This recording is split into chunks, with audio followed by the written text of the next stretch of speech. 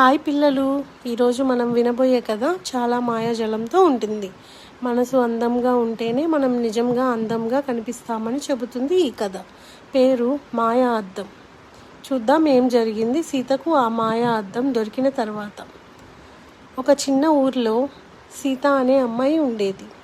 ఆమె అందంగా ఉండేది, కానీ ఎప్పుడూ తాను సరైనది లేనట్టే అనిపించేది.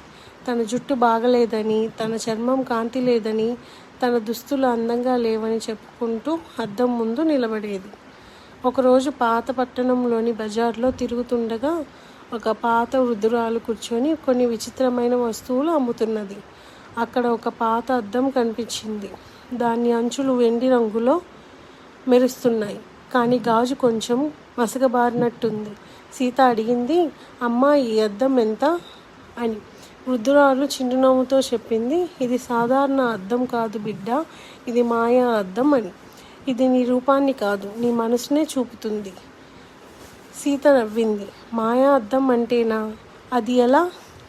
నీ నిజమైన భావాలను ఈ అద్దం ప్రతిబింబిస్తుంది. నిన్ను నువ్వు ప్రేమిస్తే అది నీ అందాన్ని 1000 రెట్లు పెంచుతుంది, కానీ నిన్ను తక్కువగా అనుకుంటే నీ ప్రతిబింబం కూడా బూడిద వర్ణంగా మారుతుంది అంది ఆ అమ్మమ్మ. సీతకు ఆసక్తి కలిగింది. కొద్ది నాణాలు ఇచ్చి అద్దం కొనేసింది. ఆ రాత్రి సీత అద్దం ముందు నిలబడి తన ముఖం చూసింది.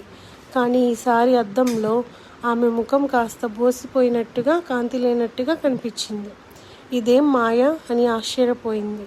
అప్పుడు మాయా అద్దం మాట్లాడింది, సీత, నీవు నీ మీద నమ్మకం పెట్టుకోలేకపోతే నేను కూడా నీలోని వెలుగుని చూపలేను. సీత భయపడి, నువ్వు మాట్లాడగలవా అని అడిగింది. అవును, నేను మాయా అద్దం. నీ మనసు ఎలాంటి రంగులో ఉందో నేను అదే చూపుతాను అంది అద్దం. అప్పటి నుంచి ప్రతిరోజు అద్దం ముందు కూర్చొని తన రోజును గుర్తు చేసుకునేది. ఎప్పుడైనా ఆమె తప్పు చేస్తే అద్దం కాంతి కాస్త మసకబారేది. ఎప్పుడైనా ఆమె ఎవరికైనా సాయం చేస్తే లేదా నిజాయితీగా వ్యవహరిస్తే అద్దం వెలుగుతూ మెరిసిపోతుండేది. రోజులు గడిచే కొద్దీ సీత అర్థం చేసుకుంది. అందం అంటే జుట్టు లేదా దుస్తులు కాదు, అది హృదయంలో మంచితనం.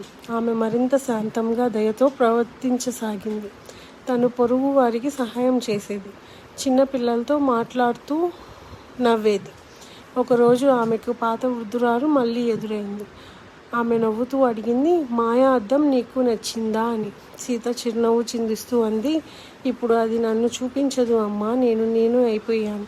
నాలోని వెలుగు ఇప్పుడు నా కళ్ళల్లో ఉంది. వృద్ధురాలు సంతోషంగా తల ఊపింది. ఇదే నీ దేశం బిడ్డ. నీలోని సత్యాన్ని నువ్వు అంగీకరించడం నేర్పించడమే నా బహుమానం. ఆ రోజు తర్వాత సీత అద్దం అవసరం లేకుండా పోయింది. ఆమె ప్రతిరోజు ఉదయం అద్దం లేకుండా నవ్వేది. ఎందుకంటే ఆమెకు తెలుసు, తన అందం బయట కాదు, మనసులో ఉందని. చూసారా పిల్లలు, మన సత్యాన్ని చూసి అంగీకరించే ధైర్యమే నిజమైన అద్దం.